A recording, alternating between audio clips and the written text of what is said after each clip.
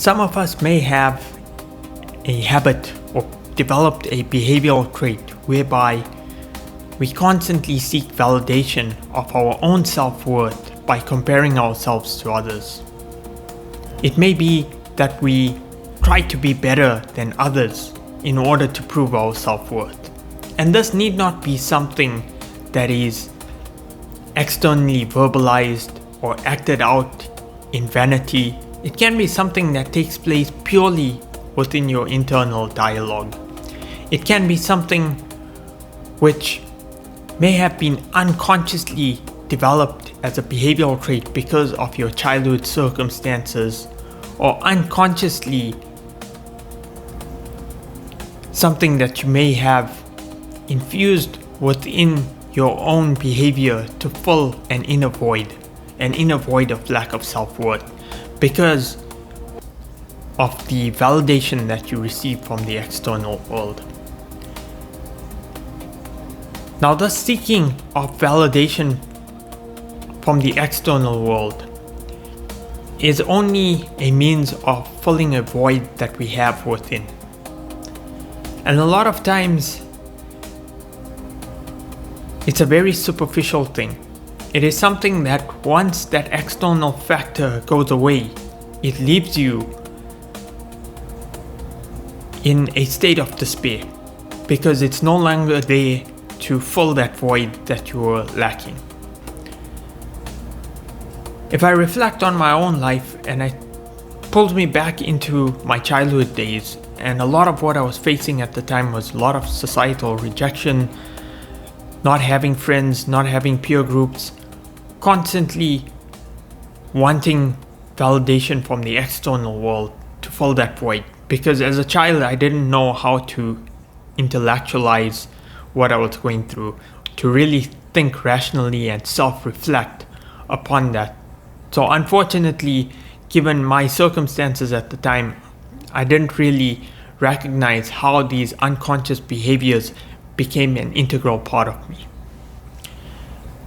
And I was someone who threw myself into work, and as a way to avoid the rejection, but also it started to become a means of achieving good grades in order to get recognition from others. Because as soon as I started to recognize that there was a lot of validation coming from my parents, coming from society, coming from teachers, coming from peers, by pushing myself to the limit and getting amazing grades, it started to become a habit. It started to become something that I'd become very attached to. So as a child, I slept very few hours and was throwing myself into deep work, trying to just study as much as possible and achieve good grades. And now, some of you may think, well, that's not a bad thing. It's not a bad thing. However, if it's being done to fill a void, and it's done to find external validation, it's not as conducive as what it should be. And also, because I was pushing myself into performance, it started becoming a habit, and I maintained this habit for prolonged periods. In my college days, I was sleeping probably 3 hours or less, trying to get as much studying done as possible and catch up on sleep over weekends. Over time, this starts to have a toll on your health, and it started to result in me experiencing a lot of chronic health conditions. But it was this attachment to seeking validation from the external world. And eventually life throws you with circumstances that toss out all of that validation and leaves you bare, naked, without having that, and having to face the void that I've been covering up so long in my life. And something that I started to reflect on in my adult days, after doing a lot of the self-reflection and recognizing that I was using all these external factors to try and fill a void within myself, that I no longer need to compare myself to others. I no longer need to prove myself better than others, and to recognize how this concept of comparing ourselves to others, this notion of comparing ourselves to others can be so detrimental, because every one of us has our own unique life path.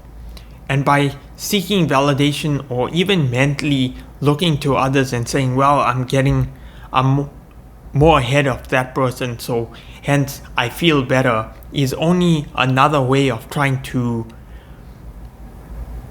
fill the void with band-aid solutions, not really addressing the underlying lack of self-worth, rather than dealing with those emotions and coming to the recognition that I am worthy, irrespective of whether I receive the validation from the external world, irrespective if I achieve something that's better than the other person.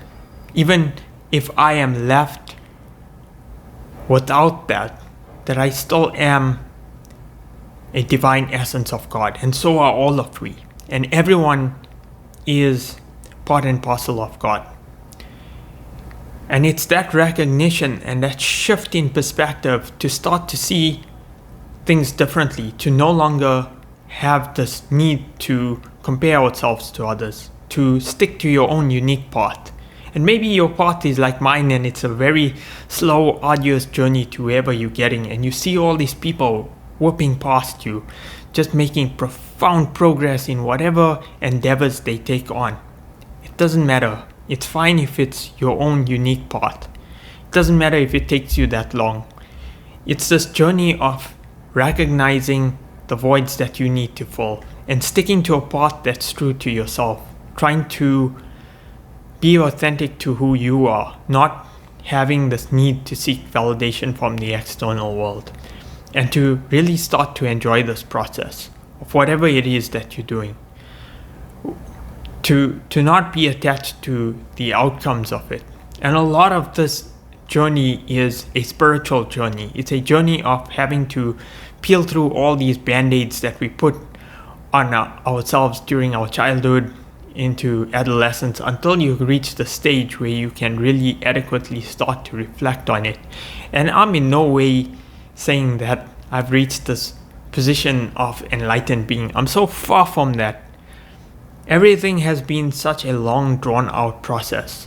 But it's this recognition and appreciation to accept that it's okay if I'm not there. It's okay if I haven't had these profound spiritual experiences where you've lifted the veil, where you can really recognize and feel a heightened sense of awareness. It's okay, whatever your path is. It's to express the gratitude for where you are and to just surrender to the process of your life, to your higher self, which is directing your life, and just allow for the unfoldment of life, the recognition of all these personas that we've built up throughout our life. And this has been something that is so profound, because for those of us that do have this behavioral trait, it can be something that can leave us in such a state of misery when we feel that sense of void. But it's going into those feelings, starting to really question why we are looking for that validation outside of ourselves. Why are we comparing ourselves to others? Why is it that I feel a sense of relief when I see somebody else's failure, or when I see somebody else who is struggling the same way I am? It's something that we need to learn to let go of. It's something that we really need to go deep within to recognize that I don't need that validation from the external world, that I am whole in and of myself. I am a divine part and parcel of God too, that I need not let the ego get attached to it, that I surrender this need for validation from the external world. And if I can learn to accept others, and I can learn to be happy for others, and I can learn to be happy for myself, it will allow for life to become such a meaningful existence. So this is the message that I'd like to leave those of you who are in perhaps the 2% category that feel the same sense of